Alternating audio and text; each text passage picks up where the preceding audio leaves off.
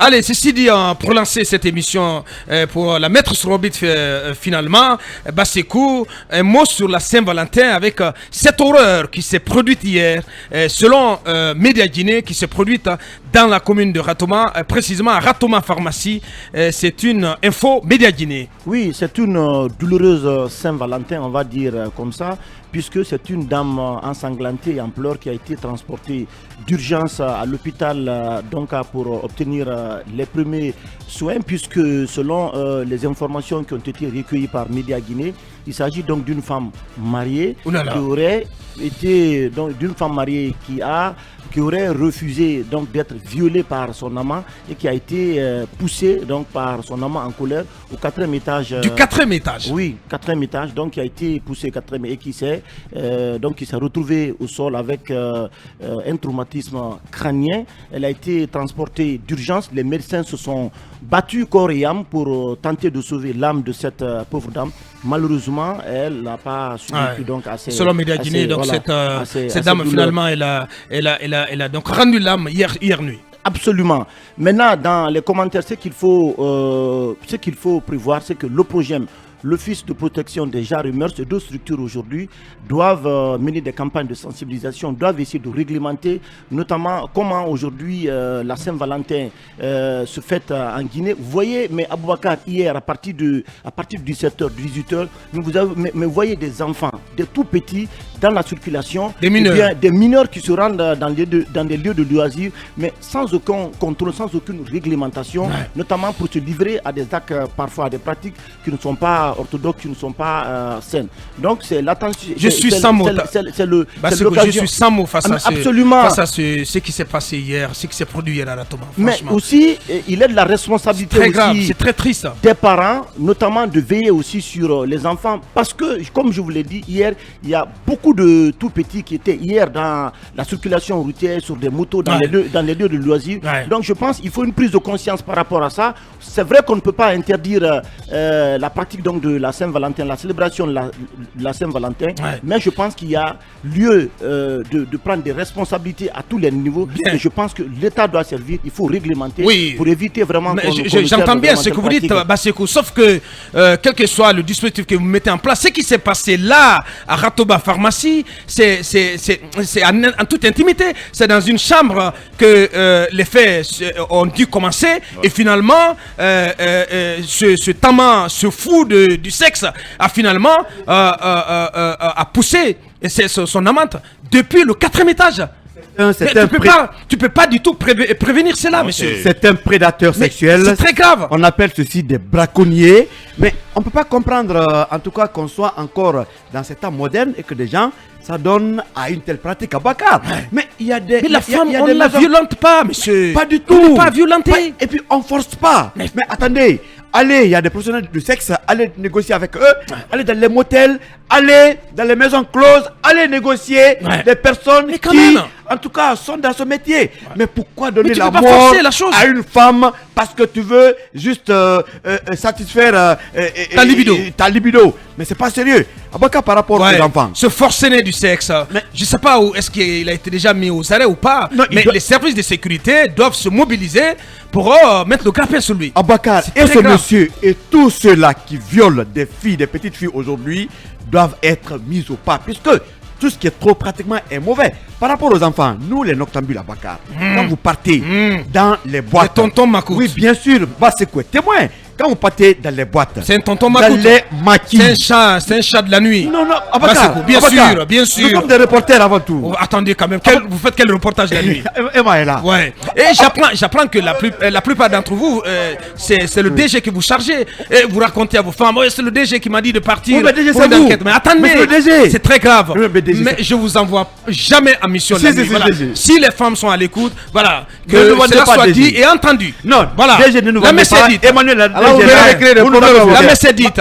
Je n'envoie personne à mission la nuit. C'est qui est grave dans ça. Bien. C'est qui est grave. Bien. Ce qui est grave, bien. Quand vous allez dans les maquis, dans les boîtes, dans les bars américains, mais à Bakar, vous voyez des petits enfants, des petites filles en mini-jupe qui s'adonnent à la chicha, qui viennent même demander de la bière, la liqueur au sougadadi dans ces boîtes-là. Mais parfois c'est ahurissant. Comment les parents peuvent laisser des petits-enfants dans des situations pareilles? Mais après, on vous dira dans l'état d'ébriété que tel monsieur est tombé sur telle petite fille. Ouais. Mais les deux se Je vois comment Akoumba te les regarde. parents prennent des dispositions. J'ai l'impression qu'il a nous pitié sommes en danger à J'ai l'impression qu'il a pitié de toi. mais Quand je franchement, regarde c'est comme nous disons, la façon dont il t'observe. Allez-y, Manu, pour clore. Moi, je... Bien. Vous dites? Tes sorties nocturnes pour les justifier. Non, mais c'est un garçon très sérieux. Votre avertissement va surtout à l'endroit des Babeng, puisque Mohamed Kaba n'est plus là. Bien. Allez-y pour clore. Moi, je vais pas revenir un peu sur déjà ce que Bassekou a dit par rapport au fait que le responsable de ce meurtre-là, parce que c'est un meurtre en réalité, qu'il soit d'abord arrêté. Mais il y a quand même aussi d'autres détails personnellement qui ont attiré mon attention et qui malheureusement, permettez, me laissent froid. Premièrement, on parle d'une femme mariée et l'article nous parle de son amant, de son copain. Donc, je me demande d'abord, qu'est-ce que cherche une femme mariée chez son copain?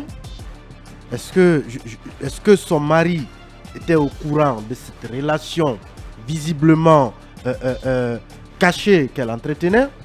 Est-ce que moralement, c'est normal ce qu'elle faisait? Monsieur.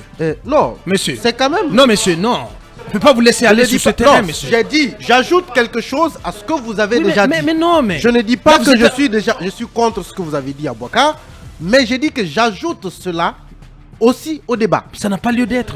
Ah si, non mais monsieur. l'article a donné des informations. Oui, on est bien d'accord. Mais si on vous laisse aller dans cette voie, c'est que vous voulez trouver des justifications à ce qui s'est passé. Parce que ce que vous voulez dire, c'est que parce que c'est une dame mariée, et parce que son mari éventuellement n'était pas au courant, etc. Cette femme ne devait pas se retrouver à cet endroit. Là, c'est pas possible. S'il vous plaît, monsieur. Je suis d'accord avec vous. Il y a une dame qui a été tuée là quand même. S'il vous plaît. C'est pas une justification. Je sais que je suis en train de dire. Déjà, j'ai commencé par dire que le responsable de cet assassinat-là doit être arrêté. Il faut qu'il paye pour cela parce qu'il a ôté une vie. Mais quand même, Abouaka, c'est une information, c'est de l'ordre du constat. On nous parle d'une femme mariée qui s'est retrouvée chez son copain le 14 février. Je ne sais pas, après cette histoire de viol, est-ce que c'était sa première fois d'y aller? Est-ce qu'elle y est allée par contrainte? Est-ce qu'elle n'était pas censée être avec son mari? Il y a un concours de circonstances. Non, il y a un concours de circonstances. Ça n'a pas de sens. Ça n'a pas de sens. Il y a un concours de circonstances, malheureusement. C'est un concours de circonstances. Je ne dis pas qu'à cause de cela. Je ne suis pas en train de dire qu'elle mérite ce qui lui est arrivé à cause. Et cela ne peut pas justifier aussi ce qui lui est arrivé. Parce que j'ai plusieurs fois dit que ce n'est pas une justification. Oui, mais en fait, ce débat n'a pas lieu d'être. Ce débat n'a pas lieu d'être. Sincèrement. Mais nous sommes face à une... On a ôté la vie à une personne là. Atrocité innommable. Et les services de sécurité, on s'en tient à cela, monsieur. Les services d'enquête, les services de sécurité vont trouver une réponse à cela. Mais en ce moment, j'imagine comment le décès de cette dame... Donc vous aurez été OPJ, ce sont des questions comme ça que vous aurez soulevées. Moi, je ne suis pas OPJ. Je soulève ces questions parce que je suis journaliste. Non, je les soulève parce que je suis journaliste. Bien. Peut-être OPJ, je me serais concentré tout simplement sur le meurtre, avocat. Mais ça, ce sont des questions malheureusement qui, de mon point de vue, constituent un concours de circonstances. Bien. C'est ce qu'on attendait de toi, franchement, qu'on s'en tienne à ce qui s'est passé, à ce drame innommable. Oui, Mamadouri, en une minute, s'il vous plaît. Ce qu'Emmanuel dit, en fait, j'ai envie de dire, il parle de la sacralité du mariage. Le drame est regrettable par toute âme humaine, ce qui est le cas pour nous tous ici. Mais en fait, ce qu'il veut dire, en plus du fait que ce meurtrier-là a tué cette dame, c'est que son âme est souillée par le fait, évidemment, au regard de la société, de la religion, de la morale sociale, en plus du fait c'est une dame mariée. Imaginez comment est-ce que son corps va être soumis à tout le culte de sa religion et tout le reste. Le regard qui va être porté sur ses enfants, c'est cet aspect qu'il ressort. Mais pas que cela justifie le bien. Non. Merci. Pas du tout. Merci. Oui. Je suis d'accord avec lui. Akoumba, oui, en 30 secondes, s'il vous plaît. Que Dieu ait l'âme de cette dame. Amen. Que Dieu lui accorde le paradis. Je me rappelle, mon père me disait, étant jeune, je te donne un seul wird, c'est-à-dire une seule récitation courante. Allahumma arzuqni husnul khatima. Que Dieu nous donne une bonne fin. C'est-à-dire que la fin peut amener des interprétations. Aujourd'hui, celle-ci est morte, on ne sait pas exactement quelles sont les circonstances. Est-ce que réellement elle est mariée? Est-ce que son mari est là? Ou est-ce que son mari l'a épousée et l'a laissée ici? Est-ce que son mari est un vieillard certainement qui a besoin juste d'une jeune fille et qui est capable de la laisser parfois aller se distraire?